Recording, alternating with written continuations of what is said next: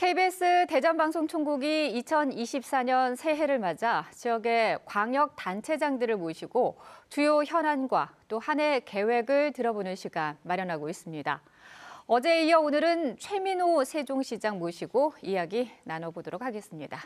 시장님 어서 오십시오. 안녕하세요. 반갑습니다. 네, 새해 복 많이 받으십시오. 새해 복 많이 받으십시오. 네, 자 시장님 어느덧 취임 후 1년 6개월이 지났습니다. 정말 시간이 빠른 것 같은데요.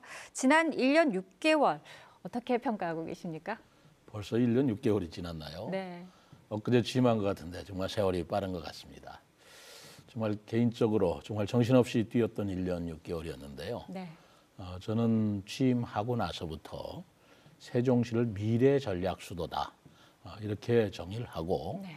미래의 우리 수도가 될 세종시의 그림을 어떻게 그릴 것인가 큰 그림을 그려왔던 한 해라고 생각합니다. 그리고 그 그림들이 하나하나 퍼즐이 맞춰지듯이 조각이 완성되는 몇 가지 성과가 있었습니다. 예를 들어서 국회의사당이 이전에 확정됐고요. 대통령 집무실이 오는 걸로 확정이 돼서 예산까지 네. 다 확보를 했거든요. 그리고 세종시 특례법을 연장을 시켜서 우리가 세원 부족한 것을 3년간 더 우리가 확보할 수 있는 그런 법도 통과시켰고, 그리고 이제까지 세종시 역대 가장 많은 투자 유치 1조 380억을 했습니다. 전국 자치단체 중에서 가장 투자 유치 실적이 우수한 그런 자치단체로 어제 선정이 됐습니다. 네. 뭐 이런 것과 함께 민속박물관 이전이 확정이 됐고, 그리고 그 대전, 세종, 청주를 잇는 광역철도망 그것이 예비 타당성을 통과하는 그런 통과라기보다는 선정 사업으로 되었기 때문에 이제 우리 세종시에도 지하철을 갖는 시대가 멀지 않았다. 뭐 이런 큰 성과를 이루었다고 생각합니다. 네. 그러나 아직도 부족한 점이 많죠. 네. 자, 1년 6개월 시정을 이끌면서 여러 가지 성과들을 말씀을 해주셨는데 그래도 그중에서도 좀 아쉬운 부분이 있다 하면 뭐가 있으실까요? 아직도 아쉬운 점이 남아 있는데요. 우리 세종시에 국회도 오고 대통령 집무실도 오도록 다 됐는데 법원을 아직 못 가지고 있습니다. 네. 그래서 작년 연말까지 이 법원 설치에 관한 법률을 우리가 통과시켜서 세종시의 지방법원 내지는 행정법원을 유치하려고 했는데 그 법률이 통과를 못했어요. 그것이 아직까지도 먼 아쉬운데 이것은 제 임기 내에 어떻게 하든지 될 수 있으리라고 지금 생각하고 있습니다. 네. 자, 말씀하신 것처럼 국회 세종의사당이나 대통령 제2집무실 같이 이 세종시로 설치가 되기가 이제 정해졌는데 그럼에도 불구하고 여전히 세종시의 그 지위가 행정 중심 복합 도시로 돼 있습니다. 행정 수도 이 세종시의 법적 지위를 우리가 확고히 하기 위해서는 개헌 논의가 필요한 걸로 알고 있습니다.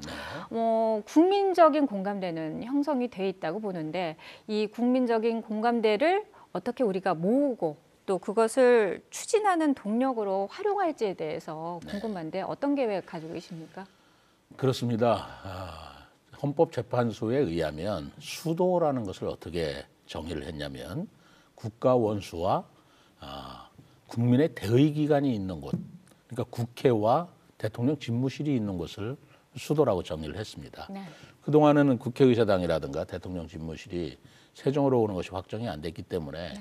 행정 중심 복합 도시일 따름이었겠죠. 그러나 그것이 확정된 이상은 이제는 수도가 된 것입니다. 그렇기 때문에 이제는 헌법을 바꿔서라도 행정 수도 내지는 제2의 수도가 돼야 되는 것이 이 실체와 법제가 맞는 그런 상황이라고 생각합니다. 네. 뭐 이론적으로는 맞는데 국민적인 공감대 어느 정도 돼 있다고 생각을 합니다만은 그 추동력을 어떻게 얻어야 되느냐. 저는 이것은 역시 국회에서 논의가 될 문제이기 때문에 내년 4월에 있을 국회에서 어떻게 이 문제를 다뤄주고 또 어떤 국회의원이 되는가에 따른 문제라고 생각을 합니다. 네. 국회의원 의석에 따라서 이 추동력은 얻어질 수 있는 문제이기 때문에 내년 그 총선이나 이런 것들은 굉장히 중요한 분기점이라고 생각을 합니다. 네. 말씀하신 것처럼 국회의 역할이 중요하다고 말씀을 하셨잖아요. 그 말씀 내용 중에는 개헌이 어느 정도, 그러니까 개헌이 필요하다는 말씀이실 수도 있겠다는 생각이 듭니다. 양원제 도입 기반에 대해서는 어떻게 생각하십니까? 그것도 같은 말씀인데요. 네. 지금 국회가 여의도에 있지 않습니까? 네. 그런데 세종시로 이제 옮긴 걸로 확정이 됐어요, 법적으로. 그런데 우리가 국회 분원 세종의사당 그러는데 그 규모가 여의도 국회보다 2배가 큽니다. 네. 그리고 그리고 대통령 집무실을 말씀드리면 지금 청와대가 국민들한테 개방이 됐기 때문에 용산의 대통령 집무실을 우리가 쓰고 있지만 대통령 전용 집무실은 세종시에 지어지는 게 사실은 정말 그 본래 목적에 있어서 집무실이라고 보여지지 않겠습니까? 네. 그렇다면 국회가 서울에도 있고 세종에도 있고 대통령 집무실도 세종으로 옮겨지는 것이라면 네. 국회 기능도 양원제가 되고 있다. 더더구나 우리나라 단원제 여러 가지 문제점이 저는 있다고 생각합니다. 전 세계적으로 볼 적에도 G20 국가나 G10, G7 국가 중에서 네. 양원제를 하지 않는 국가는 한두 개 나라에 지나지 않고 거의 다 단원제를 하는 나라는 거의 없고 다 양원제를 실시하고 있습니다. 네. 그것은 왜 그러냐면 국가의 볼륨이 커질수록 국민의 의사결정도 신중해야 되고 1단계, 2단계 여러 가지 의사결정 과정을 거쳐서 아주 진중하고 무게 있는 결정이 이루어지도록 하는 것이거든요.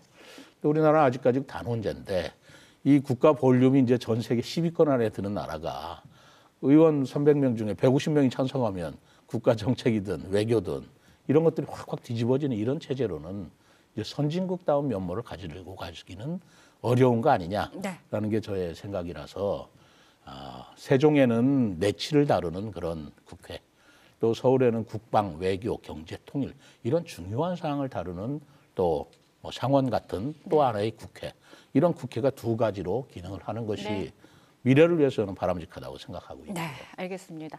다음 질문도 여쭤보도록 하겠습니다.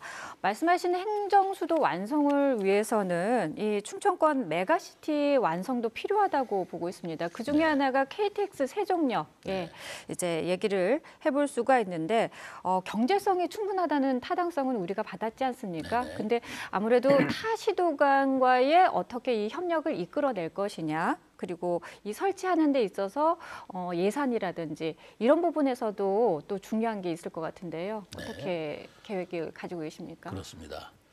사실은 KTX 역사는 그동안에 이제 타당성이 나오지를 않았었어요. 0.7 정도. 그런데 이제 국회가 오고 나서 여건이 변화된 것입니다. 그래서 국회가 오면서 국회 기능이 온다면 우리가 수도다운 행정중심 복합도시든 뭐 행정수도든 KTX가 서지 않는 역이 세종시는 아무 데도 없습니다. KTX 역사는 저는 이제 필수적이 되었고 그런 사항들을 종합해서 타당성 조사를 해보니 1.06이라는 경제성이 충분하다는 결과가 나왔거든요. 그렇다면 이건 뭐 타 지역의 어떤 이익하고 결부시켜 생각할 일이 아니라 국가 발전에 있어서 우리 대전 지역, 공주 지역 분들도 대단히 편리한 우리가 교통 편의를 볼 수 있다면 KTX 역사는 이제 설치돼야 마땅한 시기가 왔다라고 저는 생각을 합니다. 네, 알겠습니다. 자, 시간 관계상 저희가 2024년 올해 시정 방향 짧게 듣고 여기서 인사 나눠야 될 것 같습니다. 저는 작년에 세종시가 한글문화도시로 지정이 되었습니다. 세종시가 세종대왕의 이름과 정신을 이어받은 도시로서 한글과 한국어, 이제는 전 세계적으로 붐을 이루고 있는 것이기 때문에 우리 한글과 한국어를 전 세계에 알리고 또 찾아오는 그런 문화도시로서 세종시를 해야 할 일을 한다고 생각하고요. 다음에는 제가 정원도시 박람회를 계획하고 있습니다만은 전국에서 세종시만큼 녹지 공간이 비율이 많은 곳이 없습니다. 그렇기 때문에 세종시는 도시는 도시겠지만 정원 속에 있는 도시라는 정원도시를 만들겠다는 게 제 꿈이고요. 그리고 세 번째는 세종시는 스마트 시티답게 미래 첨단 도시로서의 기능을 가져야 된다. 자율주행 버스라든가 로봇이라든가 드론이라든가 또 컴퓨터라든가 중입자 가속기 암치료센터라든가 하는 것들을 착실하게 세종시에 조성을 하고 그 방향이 가시적으로 보이고 있습니다. 그런 미래 첨단 도시를 만들고 싶습니다. 네, 자, 올 한 해 세종시정 잘 이끌어 주시기 바랍니다. 나와주셔서 감사합니다. 감사합니다. 새해 복 많이 받으십시오.